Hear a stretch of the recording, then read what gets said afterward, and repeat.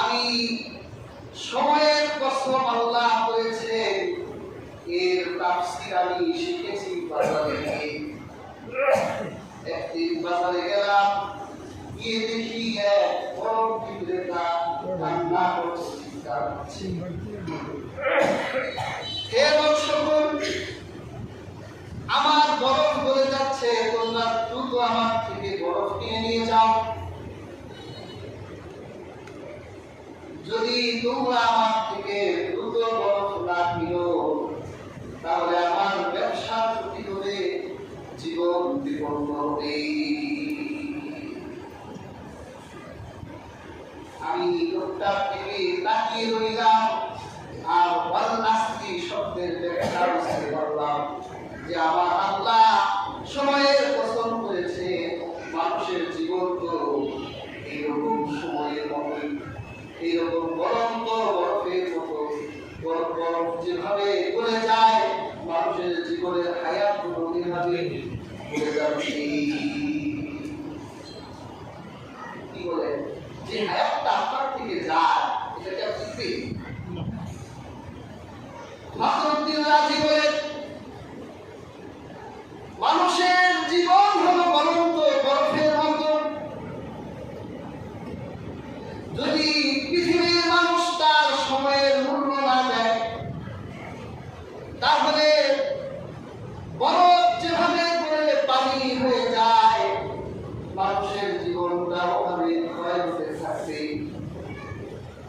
একটা সময় দেখবেন তার মুখে দাঁড়িয়ে ছিল না, আয়নার সামনে দাঁড়িয়ে দেখলো মুখে দাঁড়িয়ে গলিয়ে গেছে। কারো দাঁড়িয়ে ফাটা পেন্টিং দেখবে সাদা হয়ে রয়েছে। আগে এই চোখ দিয়ে কত মাইলের পর মাইল দেখা যেত, কিন্তু এখন নিজের সামনের লেখাটাও পড়তে পারে না। হঠাৎ করে দেখবে জীবন 70 বছর চলে। তো মানুষের জীবনটা যাতে এমনি ক্ষয় হয়ে যায়, আল্লাহ ইবাদতের মধ্যেই যেন থাকে। আপনারা শাহে সিকান্দারের নাম শুনেছেন। 7 সাম্রাজ্যের সম্রাট তাকে বলা হতো। মৃত্যুর সময় সন্তানগুলোকে ডেকে বলতো, আমার পরিজাত সন্তানেরা, আমার মনে হয় এই পৃথিবী ছেড়ে আমাকে চলে যেতে হবে। আমি যদি ইন্তেকাল করি, তোমরা আমার গোসল দিবা, এরপর যখন কাপড়ের কাপড় পরাবে, আমার দুটি হাত কাপড়ের বাহিরে বের করে রাখবে। সন্তানরা বলল, বাবা আপনার বেলায় কেন এই নিয়ম আমরা পালন করবো? সবার হাতেই তো কাপড়ের ভেতর থাকে। তখন শাহে সিকান্দার বলল, আমি 7 সাম্রাজ্যের প্রজাদেরকে মেসেজ দিতে চাই যে এত বড় বাদশাহ হওয়ার পরেও আমার চাকর নকরের অভাব ছিল না, সম্পদের অভাব ছিল না, দীর্ঘ জীবন পেলাম, কিন্তু 7 সাম্রাজ্যের সম্রাট শাহে সিকান্দার মৃত্যুর সময় কবরের দিকে রওনা হচ্ছে, তার দুটি হাত খালি। রঙিন এই পৃথিবী ছাড়িতে হইবে, সাজিলি দেহ মাটিতে খাইবে, শূন্য হবে জিন্দিগানি,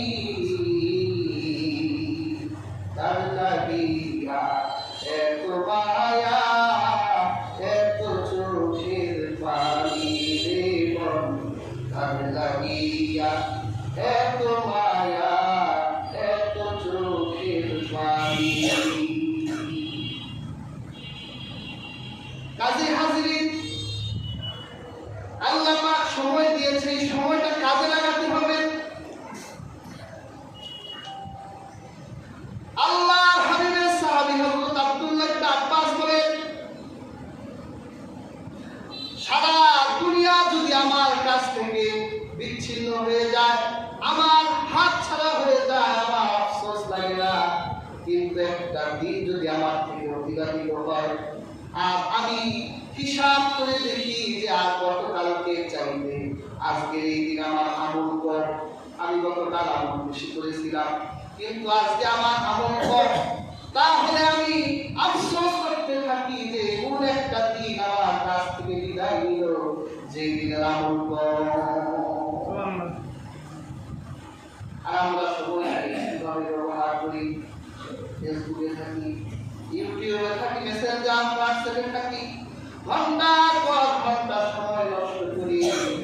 আর আমার আল্লাহ পাক এই 12টি মাস আমাদের জন্য নির্ধারণ করলেন। এর মধ্যে 4টি মাসকে আমার আল্লাহ সম্মানিত মাস হিসেবে আল্লাহ ঘোষণা দিলেন যে এই 4টি মাস হলো তোমাদের জন্য সম্মানিত। জিলকদ, জিলহজ, বর্তমান যে মহরমে আছে মুহররম আর রজব, এই 4 মাস তোমাদের জন্য আমলের মাস হবে, সম্মানের মাস হবে। সম্মানের সাথে সময়কে তোমরা কাজে লাগাও। প্রিয় হাজির, এর মধ্যে আজকে মুহররমের 1 তারিখ আর 10 তারিখকে আমরা কি বলি? আশুরা। এই মাসটা হলো আমলের একটা মাস। এই আশুরাতে 10টা ঘটনা ঘটেছে। সহিহ বুখারী শরহ মুদাদুল কারীতে আল্লামা বদরুদ্দীন আইনি লিখেছেন 10টা বড় ঘটনা এই 10 মুহররমে ঘটে। এই জন্য আল্লাহ পাক এই আশুরাকে মুসলিম উম্মার জন্য সম্মানিত করে দিয়েছেন। এর মধ্যে একটা ঘটনা হলো আল্লাহ হাবিব যখন মক্কা ছেড়ে হিজরত করে মদিনায় গেলেন, গিয়ে দেখলেন মদিনার ইহুদিরা রোজা রাখে। আল্লাহ হাবিব জিজ্ঞেস করলেন, তোমরা রোজা রাখো কেন? ওরা বলল, আজকের এই 10 তারিখের এই দিন আল্লাহ পাক আমাদের নবী হযরত মুসাকে ফিরআউনের অত্যাচার থেকে রক্ষা করেছেন, আমরা স্বাধীনতা পেয়েছি। আল্লাহ পয়গম্বর শুকরিয়া হিসেবে আল্লাহ দরবারে রোজা রেখেছেন। এই জন্য আমরা ইহুদিরা আমাদের স্বাধীনতা দিবসে রোজা রাখি। ইহুদিরা তাদের স্বাধীনতা পালন করে রোজা রাখে, আর আমরা স্বাধীনতার দিন আকাশবাজি বড় মানুষ আকাশে উড়াইয়া মানুষের ঘর বাড়ি জ্বালায়। আল্লাহ হাবিব বলল, মুসা আমার ভাই, তোমাদের চাইতে আমার হক বেশি। আল্লাহ যদি আমাকে পরের বছর বাঁচিয়ে রাখে তাহলে আমি রোজা রাখবো 2টা, 9 তারিখ, 10 তারিখ। অন্য বর্ণনায় 10 এবং 11 তারিখ। প্রিয় হাজির, আল্লাহ পাক হযরত মুসা আলাইহিস সালামকে ফিরআউনের অত্যাচার থেকে 10 তারিখে রক্ষা করেছে। ফিরআউনের বংশের নাম ছিল কিপ্তি, আর মুসা আলাইহিস সালামের বংশের নাম ছিল বনী ইসরাঈল। ফিরআউনের বংশের লোকেরা বনী ইসরাঈলদের উপর চরম অত্যাচার করত। বিষয়ে তাদের পুরুষদেরকে বাসার দাসের মতো কাজ করাতো, গরু, ছাগল, ভেড়া, দুম্বার পিছনে লাগাই দিত, তোমরা এগুলো লালন পালন করো। আর তাদের মহিলাগুলোকে বাড়ির কাছে নিয়োজিত করত।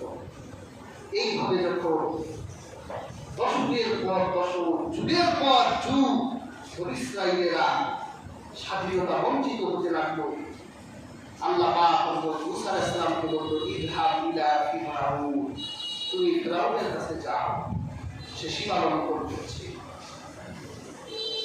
হযরত মুসা আলাইহিস সালাম মিশরে এসে দেখলেন তাদের পুরুষগুলো রাখাল হয়ে গেছে আর তাদের নারীগুলো চাকর হয়ে গেছে। স্বাধীনতা বলতে কিছু নাই।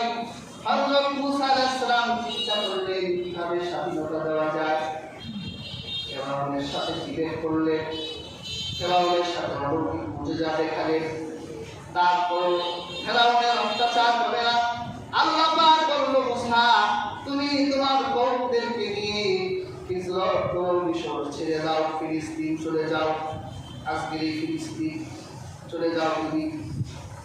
আর হাজির হযরত মুসা আলাইহিস সালাম তার বাদবর্তীর নেতাদেরকে ডাকলেন যে এখানে আমাদের কোনো স্বাধীনতা নাই, যদি স্বাধীনতা পেতে চাও তাহলে মিশর ত্যাগ করে লোহিত সাগরের ওপারে আমাদের ফিলিস্তিন চলে যেতে হবে।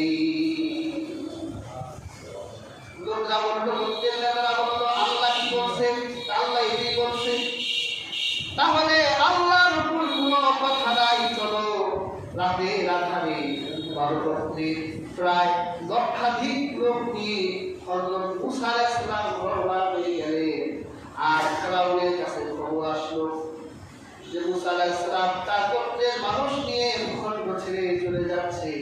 মুসাকে ঠেকাবার জন্য প্রায় 80,000 মানুষ নিয়ে ফেরাউন পিছনে লাগলো। আর হাজির হযরত মুসা আলাইহিস সালাম যখন লোহিত সাগরের পাড়ে চলে গেলেন, লোহিত সাগরের পাড়ে গিয়ে দেখলেন সামনে বিশাল দরিয়া, পেছনে ফেরাউনের ঘোড়ার আওয়াজ পাওয়া যায়। কওমের লোকরা মুসা আলাইহিস সালামকে বলল, ইন্না লামুদরাকুন, মুসা তোমারে এত বিশ্বাস করলাম, তোমার আল্লাহর উপর এত আস্থা, আল্লাহ তুমি আর তোমার আল্লাহ তো আমাদেরকে ছেড়ে দেবে। দেখেন আল্লাহর প্রতি তাদের কতটা অনাস্থা আর কতটা অকৃতজ্ঞ। মুসা আলাইহিস সালাম শুনুন, ফেরাউনের ভূখণ্ডে ছিলাম, অত্যাচার করলেও দিন শেষে দুমুঠো খেতে পারতাম, রাত্রি একটু ঘুমাতে পারতাম। এই খাতাটা একজনের করে দেন, সিকিউরিটি ছেড়ে দিন না, আপনি দিয়ে পাঠা দেন, আপনি কখন দেন নাকি আপনি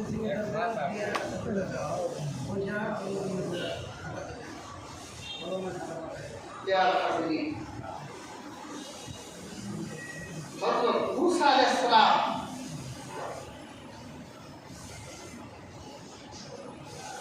তার কওমের লোকদেরকে বললেন, লা তাহজান, ভয় পেও না, ইন্না মাইয়া রাব্বি সায়াহদিন, আমাদের রব আমাদের সাথে আছে, তিনি পথ দেখাবে। সুবহানাল্লাহ।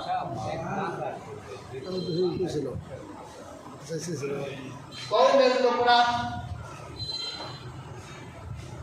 আল্লাহর সাহায্যের অপেক্ষায় রইলেন। আল্লাহ পাক মুসা আলাইহিস সালামকে বলল, মুসা তোমার হাতে এই লাঠি দিয়ে জল তরঙ্গে আঘাত দাও। মুসা আলাইহিস সালাম লোহিত সাগরে ঢুকে আঘাত দিলেন। লোহিত সাগরে ঢুকে 12টা রাস্তা হয়ে গেল। কয়টা রাস্তা? 12 বছরের জন্য 12টা রাস্তা হলো। শুধু 12টা রাস্তাই হলো না, রাস্তাগুলোর চারিদিকের পানিগুলোকে আল্লাহ স্বচ্ছ বরফ বানাই দিলেন কাচের মতো, যাতে তার কওমের লোকরা এই 10 থেকে 12 মাইল এরিয়া এখান দিয়ে পার হবে। আর সমুদ্রের ভিতরের মাছগুলো তারা দেখবে।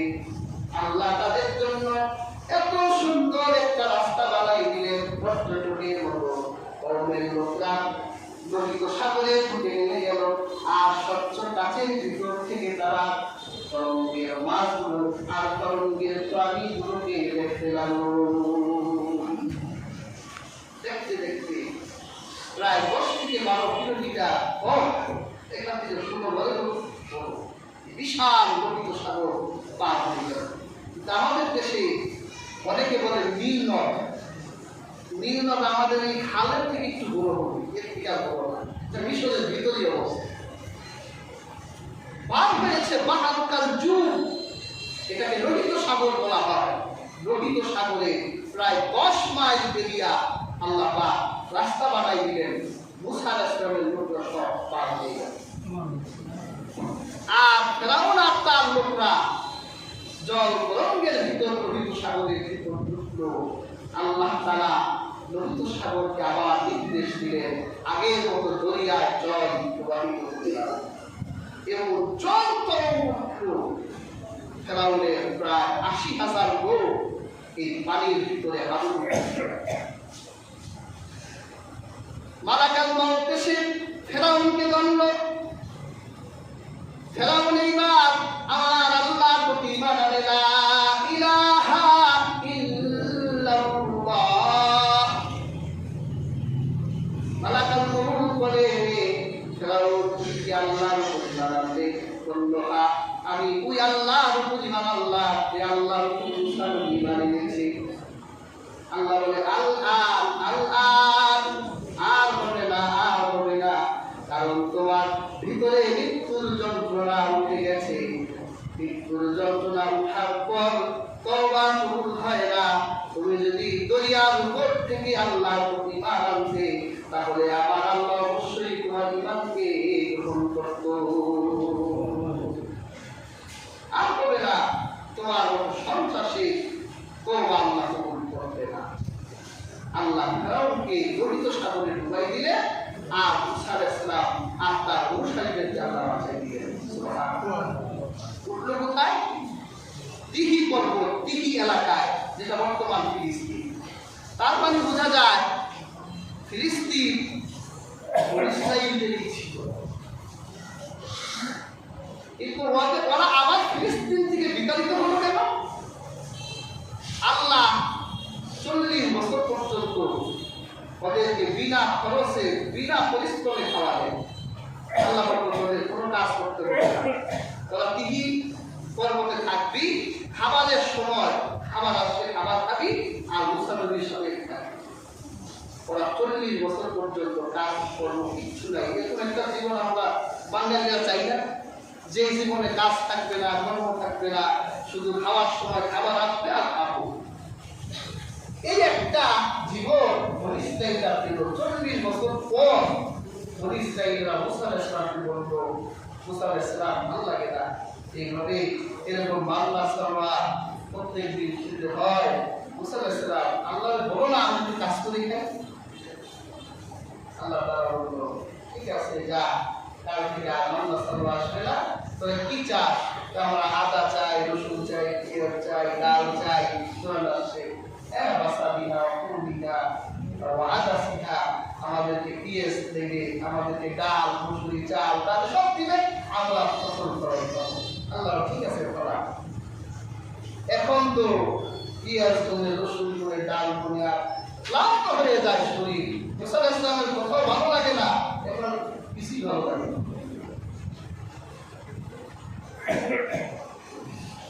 আল্লাহ পাক বললেন, মুসা তুমি তোমার কওম নিয়ে তোমাদের আরেক সিরিয়ায় যেতে হবে। এই সিরিয়ায় আমালিকা গোত্র আছে, এই গোত্রকে পরাজিত করে সেখানে স্থায়ী জীবনযাপন করবে। ইতিহাস গ্রন্থ বলে আমালিকা গোত্রের লোকেরা এত বড় ছিল যে তাদের একটা আনার ফলের ভিতরে মুসা আলাইহিস সালামের উম্মতের 8 জন লোককে যেতে পারত। সুবহানাল্লাহ। এত বড় বড় আনার ফল মানুষের কত বড়। আর মুসা আলাইহিস সালাম 4 জন লোককে পাঠালো যে আমালিকা গোত্র সম্পর্কে জেনে আসো। তো 4 জন লোক গেল। যাওয়ার পরে ওদের সাথে উসবির অনু, পৃথিবীর সবচেয়ে বড় যে মানুষটা ছিল, এর সাথে দেখা হয়েছে। আর এই উস এক বেলায় 4000 রুটি লাগত। অনেকেও বাড়িতে কাজও নিত না, খাওয়া দিত। এই জন্য উস সারাদিন নদীতে আর সমুদ্রেই করে থাকতো, মাছ ধরত আর সূর্যের আলোতে সিদ্ধ করে খেত। জীবনে কবে যে পেট ধরে খেয়েছে এর হিসাব হয়। অনেক বর্ণনা এসেছে, একবার নূহ আলাইহিস সালাম পেট ভরাই খাওয়াইছে। নূহ আলাইহিস সালাম বলছিল যে তুমি সাগরের পাড় থেকে আমাকে কিছু গাছ এনে দাও। তখন উস বলছিল 1 সপ্তাহে এনে দিতে পারি যদি আপনি আমাদের পেট ভরাই খাওয়ান। নূহ আলাইহিস সালাম বলল যে ঠিক আছে, তোমাকে পেট ভরে খাওয়াবো। তখন সে গাছ সংগ্রহ করে নূহ আলাইহিস সালামের কাছে এনে দিল। নূহ আলাইহিস সালাম তাকে 3টা রুটি দিলেন। কয়টা রুটি? উস বলল, আল্লাহর পয়গম্বর নূহ, আপনি কি আমার সাথে ঠাট্টা করেন নাকি? আমার এক বেলায় 4000 রুটি লাগে আর আপনি আমাকে মাত্র 3টা রুটি দিয়েছেন। হযরত মুসা আলাইহিস সালাম বলল, তোমার ফ্যাক্টরিতে যত রুটি লাগে আমি তোমার রুটি সাপ্লাই দিব, তুমি শুধু রুটি খাওয়ার আগে একটু পবিত্রতা অর্জন করবে আর তোমাকে দস্তার বিছিয়ে দিব, দস্তার খাবে বসে খাবার খাওয়ার আগে বলবা বিসমিল্লাহির রাহমানির রাহিম। উসমানে পেট ভরলে না আপনি যেটা বলেন রুটি শুরু। হাজির ইতিহাস গ্রন্থ বলে মাত্র একটা রুটি খেয়েছে। উরুস বলে আল্লাহ শপথ করে বলি, ওরে নূহ তুমি আমাকে যে রুটি খাইয়েছো আর যে আল্লাহর নামে খাইয়েছো, একটা রুটি আমার পেট শুধু ভরেই নাই, আমার মনে হয় গলা পর্যন্ত ভরে গেছে।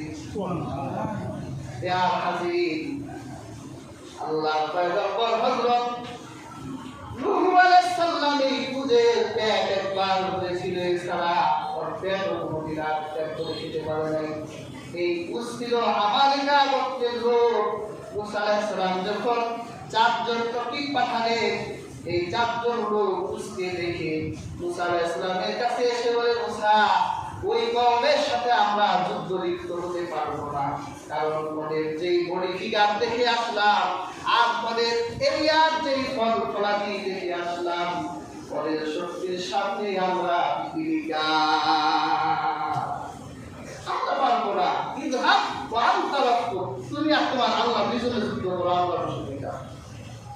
আল্লাহ বলে ওদের ভূখণ্ড দিতে চাইলাম আর তোরা আমার মুসা নবীর সাথে আমার সাথে ঠাট্টা করো, পৃথিবীর কোনো ভূখণ্ডে তোদেরকে আর দেওয়া হবে না।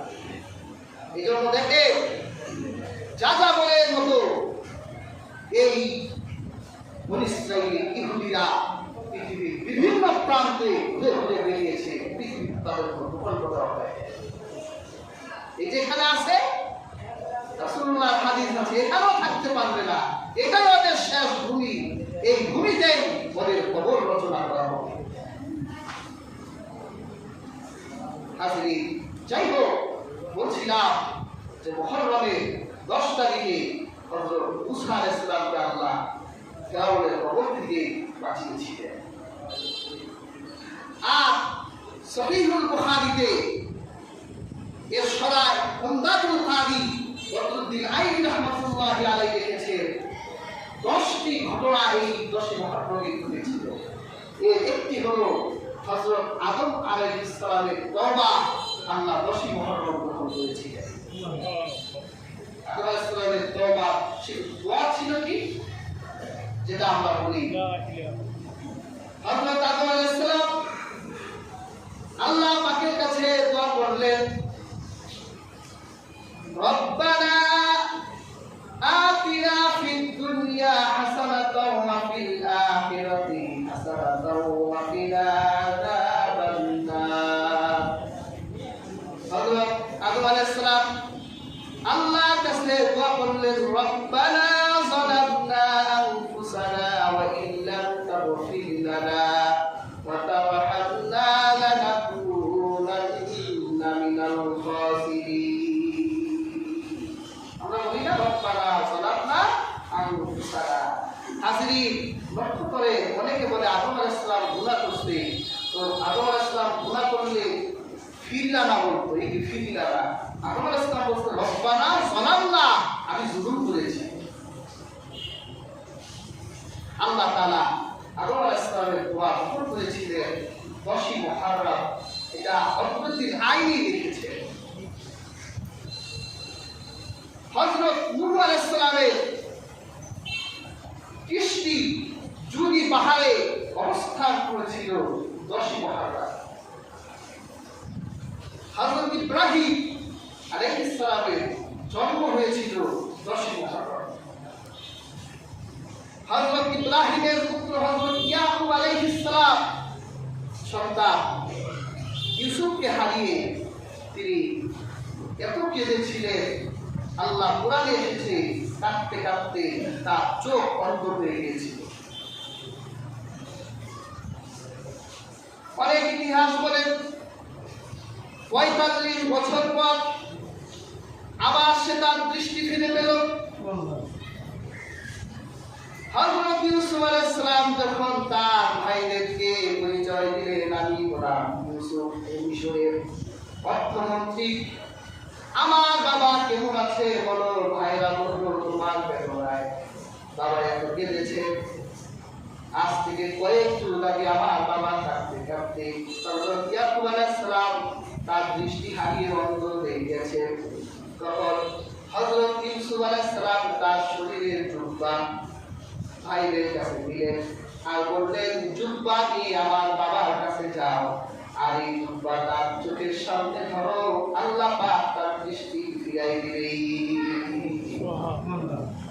কোরআনে এসেছে যে এই জুব্বা নিয়ে ভাইরা গেল আর ইয়াকুব আলাইহিস সালাম দৃষ্টি শক্তি ফিরে পেলেন। সুবহানাল্লাহ। যেদিন পেয়েছিলেন সেই দিন 10 মুহররম। হযরত ইউসুফ আলাইহিস সালামকে কুয়া থেকে মুক্ত দিলেন আল্লাহ তাআলা 10 মুহররম। আল্লাহর পয়গম্বর হযরত দাউদ নবী তওবা আল্লাহ গ্রহণ করেছেন 10 মুহররম। আল্লাহর পয়গম্বর হযরত ঈসা নবীর জন্ম হয়েছে 10 মুহররম। আর ইহুদিরা আল্লাহর পয়গম্বর হযরত ঈসাকে হত্যা করার জন্য যখন বের হলে আল্লাহ তাআলা ইহুদিদের ভিতর থেকে একজনের চেহারা ঈসা নবীর মতো বানাই দিলেন আর ঈসা আলাইহিস সালামকে আল্লাহ আকাশে তুলে দিলেন। যেই দিন আল্লাহ হযরত ঈসাকে আকাশে তুলে দিলেন সেই দিনটা ছিল 10 মুহররম। সেই দিনটা 10 মুহররম ছিল। আর আল্লাহর হাবিবের প্রতি যে আয়াত নাযিল হয়েছে, ইন্না ফাতাহনা লাকা ফাতহাম মুবিনা লিয়াগফিরা লাকা আল্লাহ, এই আয়াতটা নাযিল হয়েছে 10 মুহররম। সুবহানাল্লাহ। যে আল্লাহ রাসূল তো এমনিতেই নিষ্পাপ ছিলেন, রাসূলুল্লাহর কোনো গুনাহ ছিল না, তারপরে আল্লাহর হাবিবের পূর্ব পরের সকল খাতা ভুল, রাসূল যে সকল ভুলের ঊর্ধ্বে ছিলেন, এই ঘোষণা আল্লাহ 10 মুহররম দিয়েছেন। সুবহানাল্লাহ।